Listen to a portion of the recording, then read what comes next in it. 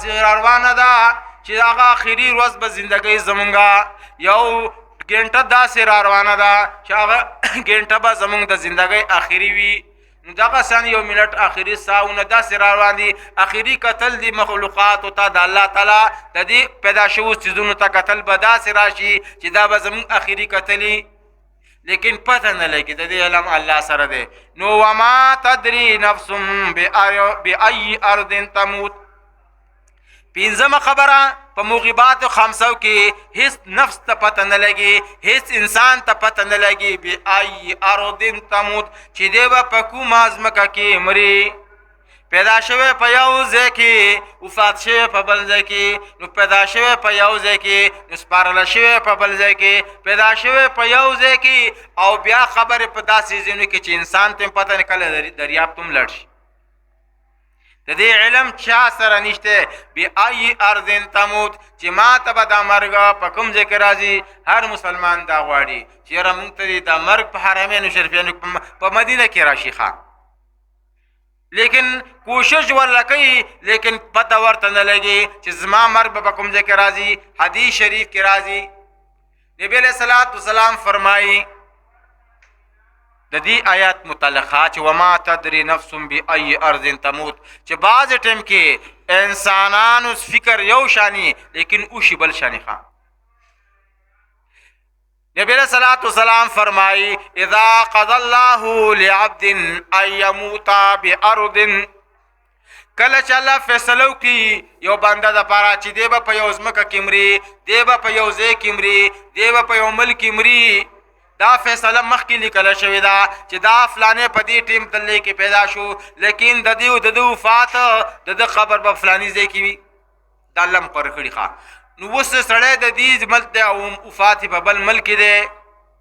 نو دا به څنګه چل کېږي؟ حدیث کې نبی علیہ السلام فرمایي جعل له الیها حاجه.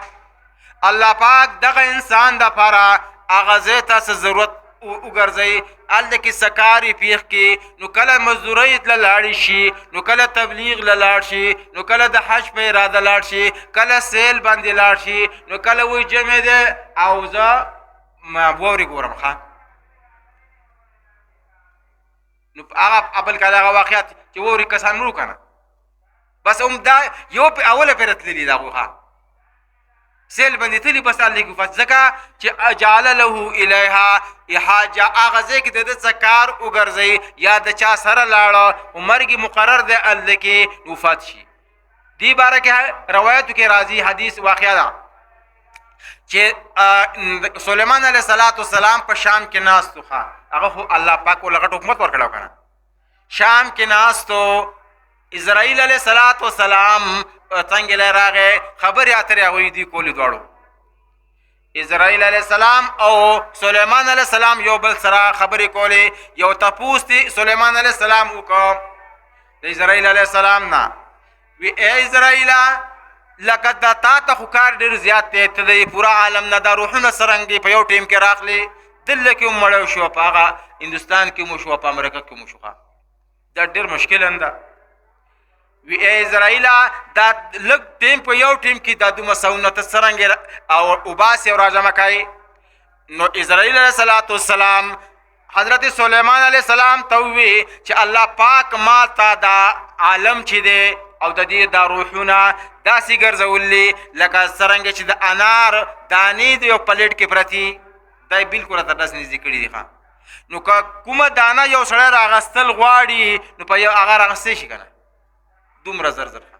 دا تمام عالم چې دی دا روحونه دا یې ماله داسې ګرځولي دي لکه څرنګې زما مخکې پلیټ کې د انار دانې پرتي.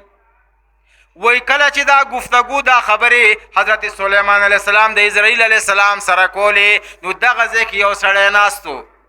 او دغه سړي ته اسرائیل علیه السلام ډېر په توجه سره کتل، بد ورته کتل، خو بارو ورته کتل. چې کله اسرائیل علیه السلام لاړو، سلیمان علیه السلام ته دغه سړی وایي چې دا څوک سبا وي دا خو اسرائیلو خاوی دا اسرائیل علیه السلام دا وی او وی ته خو ما ته ډېر نیغ کتله، بارو بار ما ته کتله زه یریدلی ما د دې ځان لړکه داس نه چې ما نه روح ویسي هغه به کېنه په قراره وي نه نه زه بلکل زړه مې شوي لکه زړه مې تنګ دی دلته کې وي لکه اوا ته حکم وکړه چې ما هندوستان ته یوسي بس وي ټیک ده نو سلیمان علیه السلام هوا ته وویل چې دا سړی یو صاحب دې نه لرې کړه داسې زړه تنګ شوی دی او بوی زه هندوستان ته وایي دغه لږ ټیم کې دی هوا دا انسان بوته هندوستان ته سلیمان علیه السلام په شام کې دی سبا خبر شو چې سړی وفات شوی دی سبا خبر شو چې هغه سړی خو وفات شوی دی اسرائیل علیه السلام بیا راغی د ملاقات لا خبرې اترې وي بیا یې تپوس وکړو د سلیمان علیه السلام چې عجیبه کار وشو ما بله ورځ تا راغلی وي یو سړی یارېدلی و ما هندوستان ته لېږلی و هلته کې هغه مړ شو او هغه ساعت هلته کې دی واغسه خو په دې زه پوه نه شوم چې هغه هم په ځان پوه شوی او تا ورته هم کتل سلیمان علیه السلام تا اسرائیل علیه السلام وایي چې دا بلکل ما ورته چې نیغ کتله یو کار دا شو ما ته د الله د طرف نه حکم و چې د دې سړي نه به په هندوستان کې ته ساه اخلې هندوستان کې به دې ساه اخلې نو ما وویل چې خدایه زه په څه خطا یم او بلکل بیني هم دغه سړی دی او سړی دلته کې ناست او هندوستان او د شام منځ کې خو لوی سفر دی نو زه به سبا دې کله هلته کې رسېدی شي بهرحال زه په کوم ټیم چې الله ښودلی و په هغه ټیم هلته کې موجود شوم کوم ځای کې هندوستان کې چې کوم ځای ما ته ښودلی و چې دغه سړي نه به هلته کې ساه اخلې نو چې کله لاړم جدی موجود و ساه مې ترې واخېسته څه خبره بله پکې نشته وي نبی علیہ السلام فرمائی اذا قضى الله لعبد کله چې الله فیصله یو بنده د پاره وکړي ان یموت بارض چې یو ځمکه کې به مري نو جعل له الیها حاجه هغه طرف ته د دپاره حاجت وګرځي لاړ شي دی هلته کې ورته مرګ راشي دا ټولې تقدیري خبرې دي ان الله فرمای وما تدري نفس بأي ارض تموت هیڅ نفس ته پته نشته په کومه ځمکه کې به دې مري ان الله علیم خبیر علم والا خبردار الله دی ګوره دا موغبات خمسه دي نمبر 1 د قیامت علم د الله سره دی دا مستقل تفصیل علم دغه رنګې د مستقل د بارانه علم د الله سره دی رحمونو کې چې څومره ستي هغه ښه دي او که بد دي د دې علم د الله سره دی د سبانۍ ورځې علم د الله سره دی هیڅ انسان ته دا پته نشته چې زه به کوم ځای مرم د دې علم د الله پاک سره دی نو دې ځای کې یو لفظ وینزل الغیث قیامت راتلل بعضې خبرې د انسانانو د هغه قابونه بهر دي پیشنګویانې د نبي علیه السلام منل دي د مخلوقاتو چې کوم هغه پیشنګویانې دي هغو د آلاتو ته ګوري هغه اسبابو ته ګوري هغې باندې 100% یقین مسلمان دپاره نه دی پکاره لکه دې مخکې ورځو کې خبره ډېره جاري وه په دې میډیا باندې چې زلزله به کېږي زلزله به کېږي نو د کوم چې هغه ضعیف العقیده مسلمانان دي د مسلمانانو عقیدې چې کوم کمزوري دي هغو خپل کورونه خالي کړي وو ثوري د کورونو نه وښکلو چې بلکل چې موږ ته صاحبانو کوم ویل دي د بزرګانو د زبرګانو چې څه ویلي داسې به کېږي دا کله کېږي ممکنه ده امکانات کوم علامات یې کېدی شي وشي زه هم وایم کېدی شي سبا نه بل سبا یو غټه زلزله وشي او غټه زلزله خو یقیني د قیامت زلزله خو یقیني ده که کوم آلات اسباب دي هغه وګوري هغه سره خبرو کې چې کېدی شي ممکن ده چې باران وشي ممکن ده چې داسې وشي په هغې باندې 100% یقین مسلمان دپاره جوړول نه دي پکار که دا یقین جوړ کړي دا مسلمان عقیده ورځ تر ورځه کمزوري کېږي قرآن باندې ولې 100% یقین نه ساتي احادیث د نبي علیه السلام باندې ولې یقین نه ساتي چې ورځ تر ورځه په وهمیاتو باندې یقین ساتل کله وایي چې په ما سحر جادو شوی دی او بیا دا روان دی روان څوک ورته وایي دا پلاني کړی دی څنګه کړی دی چې بس تقصي کړی دا دغه د شک ختمول لپاره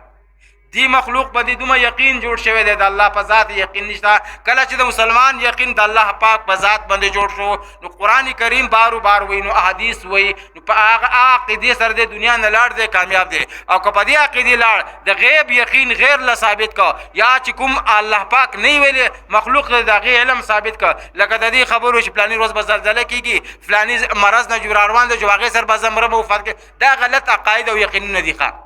دا غلط عقاید او یقین هغه حضرات چې کومې دا خبرې کوي دا صرف هغه ممکناتو پورې خبرې کوي. لہذا دی وجه تاسو قرآن حدیث بارو بار وورئ چې زموږ ستاسې عقاید صحیح شي، او چې کله عقیده خرابوي روز تر روز به ذلت طرف ته، وهمیاتو طرف ته، او بیا انسان په دې حالت کې دنیا نه لاړ شي نو لویه تباهي او بربادي ده. الله پاک دې زموږ تاسې له صحیح طریقې باندې او صحیح عقاید زموږ نصیب کړي او صحیح اعمال الله زموږ نصیب کړي. واخر دعوانا الحمد لله رب